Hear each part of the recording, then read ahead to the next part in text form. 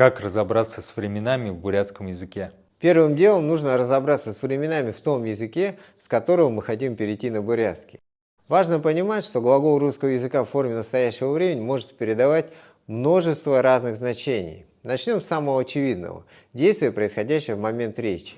Например, «Батыр ест мясо» может означать, что он делает это прямо сейчас. По-бурятски это будет «Батыр мяха идиживейна», где конструкция идиживей передает действие, происходящее в конкретный момент, в данном случае в настоящий. Она соответствует английскому continuous. Теперь действие, выходящее далеко за пределы настоящего момента. В русском языке «батыр ест мясо» может означать и то, что он делает это постоянно, обычно и регулярно, а в настоящий момент может вообще не кушать, а, к примеру, рубить дрова. В бурятском языке такое значение оформляется суффиксом «даг-дог-даг». Соответственно, «батыр ест мясо» со смыслом того, что он делает это постоянно, обычно и регулярно, по-бурятски будет «батыр мяхы идидыгбейна», где конструкция идидыгбейна чаще всего сокращается до одного слова идидык и соответствует английскому present simple. Также глагол русского языка в форме настоящего времени может передавать и чью-то характеристику, свойство или качество.